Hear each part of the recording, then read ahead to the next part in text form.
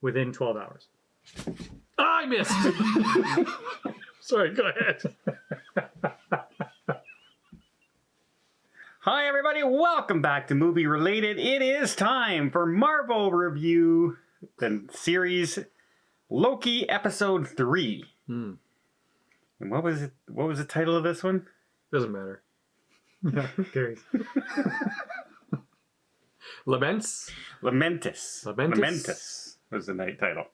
I thought it was lamenting when I first read it, and I was wrong, unless they're talking about us watching it. Lamenting that we watched it. So I guess we know where this is going for you. Maybe not. We'll see. I could be throwing a curveball.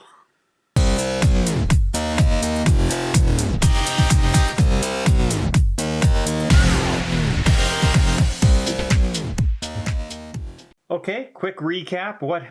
It's a spoiler review. It's going to be a spoiler review because there's a million reviews out there and they're all spoiling it. So go ahead, Paul. Spoil it for everybody.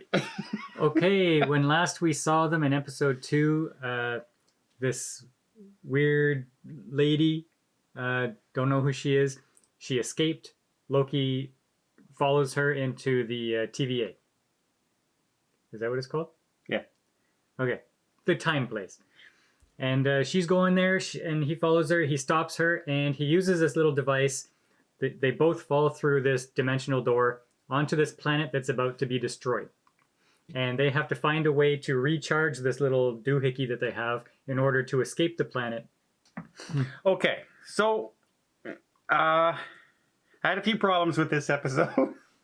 First of all, last episode, we left off by them looking down at that guard that was kidnapped and her saying, I told her where the timekeepers were.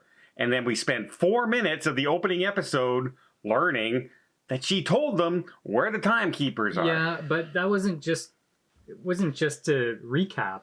It was to show that how her power works. Spoiler. Yeah. She may be the comic book enchantress or whatever, because she enchants people. She is, but it just seemed to go, okay, we knew this happened, and we know she can take over people already. But Loki can't, or at least he doesn't know how to do this. So this is a new power that's being introduced, right? So, well, I was very happy because this episode was a traveling episode. I like nothing more than traveling episodes where the entire episode is traveling. To get fuel. And to get fuel. And to find a charging cable to charge their device. Yeah. Now, I have to admit, I did not like this episode. This is the weakest of the 3 episodes, I thought. Yes, agreed. It was the shortest of the episodes. It had the worst CGI. Yeah. Like, this looked like what I could do in my basement. Literally, it looked that bad. Okay, so if you don't know what he's talking about, well, see, the rocks and stuff falling on the planet, that was fine for me. Really? Yeah. What I had a problem is when they reach this city at the end where there's a spaceship that's going to evacuate the planet and everything's neon and stuff like that. You could tell that they're on a soundstage, by a 30 by 30 soundstage, because they run over here and they stop. Oh, and then they run to this corner and they stop. And they just change the camera angle. Yeah. And it's like they're running in this very small little location and they never really do anything other than... Yeah. Well, let's go around. This reminded me of an old 60s Western where at one point they go and they sit on this little pile of stone on the ground. And it looks like, it reminded me of the Three Amigos when they're sitting around singing the campfire song with the fake stuff in the background. That's how fake it looked. It was really, really bad. Except I enjoyed the Three Amigos. Much better than this. I also hate it. They land on this planet and they go, where did you send us? And they go outside and all these meteors are falling and they run. And run to that building. They run into this cardboard tin can, building yeah. that's going to protect them from the meteors. A trailer in the trailer park. And then they go, oh, well, okay, we got to go this way. Let's go. And they walk outside. There's still meteors falling, but they're Yeah, nowhere near them though. nowhere. They're just All on the green screen. And after that. and completely the most calm. And even when they said, we only have this amount of time, and they get thrown off the train, and they only have 12 hours, they're still. And guess what? They don't make it by about a minute. Yeah. Had they just run. Had they just picked up their pace a little bit, they might have survived. Spoiler, sorry, this went nowhere. This whole episode was It was filler. it was fight flirting. The whole Yeah. thing. Yeah. So he's flirting with himself, which is kind of creepy. Well, no, because I think we established she's not Loki. Probably not a Loki. She's Enchantress, probably. She's Okay, but she is a Loki because she was like, well, yeah, I knew I was adopted. You didn't find out you were adopted? Like, they're the same person. yeah, but Enchantress can take over people too, right? And learn all that stuff. And Not Loki. there's a character Sylvie, his Enchantress in the comic well, books and Oh, all this. maybe she is Lady Loki. I don't know. Who Yeah. knows? But Lady Loki. but she is.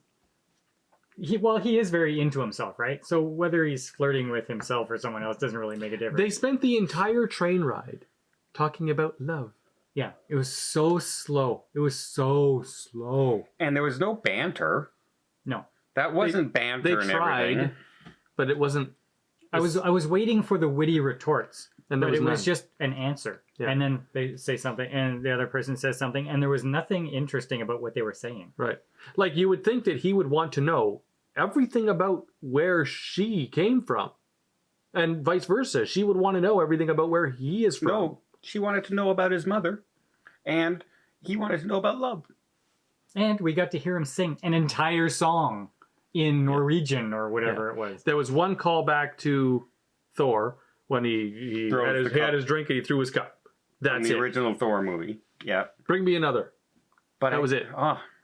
And so we learned one interesting fact in this entire episode, and that was that the people of the Timekeeper TVA people, they think that they were created by the Timekeepers, and we find out, no, they're actually variants. Yeah. They just think they are. So that's a little bit of an interesting thing. 35-minute episode to tell us that. What it means in the grand scheme of things, we still don't know. We don't know. But Theory? The TVA is located in the quantum realm where Ant-Man is spent all that time.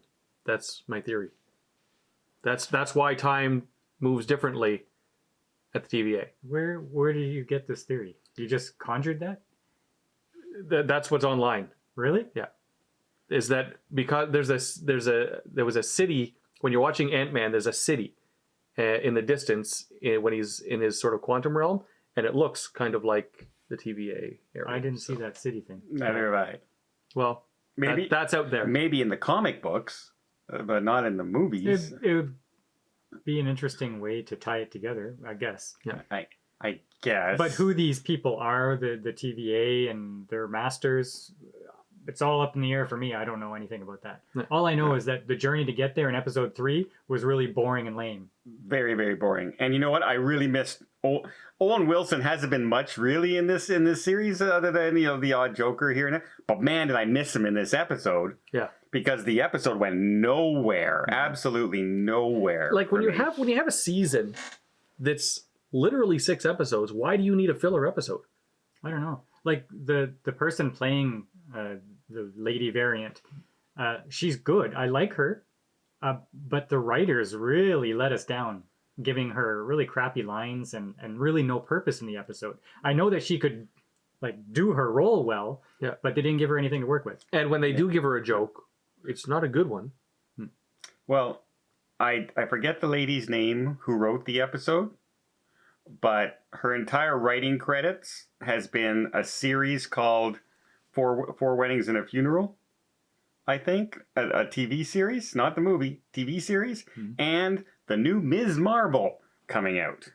That's her only writing credits. Ms. What? Ms. Marvel. Guess I know what movie I have to skip. Well, it's the TV series, Oh, Ms. the Marvel. TV series. Yeah. Okay, that'll be easy to skip. Well, we'll see.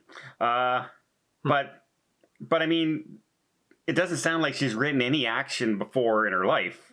And lo and behold, let's put her in an action drama TV series, and this is what we got. Long, expositional conversations, boring, bad CGI, story went absolutely nowhere. Now, that said, I'm still interested in the series. The first and second episode, I thought were really good. This episode, even though it was terrible and slow and draggy, I'm still interested to see what is coming. See, I bet you by the end of this 6 episodes, we can look back and say, you know what? If we never saw episode 3, it would not change the story in the least. Well, it wouldn't, because nothing happened. Literally nothing. The everything from the ending of the second episode, other than their location, is the same. Well, now, yeah, Nothing has changed. Now we at least know that they have a hate love for each other. So We kind of knew that at the end of episode 2. Yeah. When they first met. Just their conversation back and forth. I felt, okay, here we have this connection already. I didn't need this whole episode to try and prove to me that there's some sort of connection between the two. They're both Loki, supposedly. Of course there's going to be a connection. Especially when one's female. I think there should have been some quality control, because I was pumped after the first 2 episodes, and now I kind of have this thing. I don't really care if I see the next episode. Yeah. See, I'm going to watch it, obviously.